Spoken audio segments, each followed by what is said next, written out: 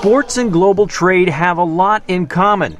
Both are intense and highly competitive, especially when they involve the U.S. and China, two global trading powerhouses. Sometimes things can even get out of hand, as it did in this game captured by SportsGrid.com. In trade, China has seen dramatic shifts since joining the World Trade Organization and opening up its markets to some international competition. Long Yong-tu, the chief negotiator of China's accession to the WTO, says China gained far more than it originally expected. Especially in size of China's economy, the size of China's export, import, and the market expansion of some of the industries like car from 2 million to 18 million within 10 years. China's economic rise comes at a cost to the United States and other traditional manufacturing nations. And, says Patrick Malloy, a member of the U.S. China Security and Economic Review Commission, not enough is being done to compete with China. We've thrown our people into the Super Bowl of globalization. The other countries have game plans, and we don't. We're making it up in the huddle. And you're not going to win a game when you're doing that. There is also concern that while Chinese companies are getting more access to the global economy, foreign companies in China are not.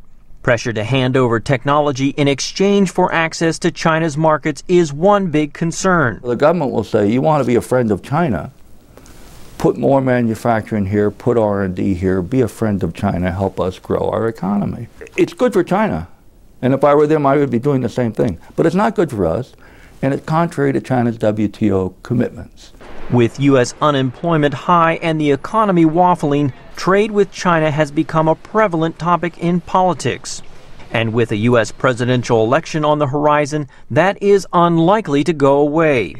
Mitt Romney, one of the candidates in the Republican primaries, has repeatedly criticized China's trade practices and says the United States is already in a trade war with the world's second-largest economy. But Daniel Eikenson of the Cato Institute in Washington argues that these disputes are just part of the process and a good reason to have China in the WTO. Americans like scoreboard analogies, scoreboard metaphors.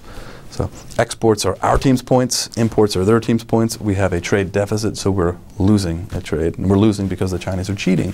When it comes to the game of trade, Eikenson says it's in the interest of both countries to grow together.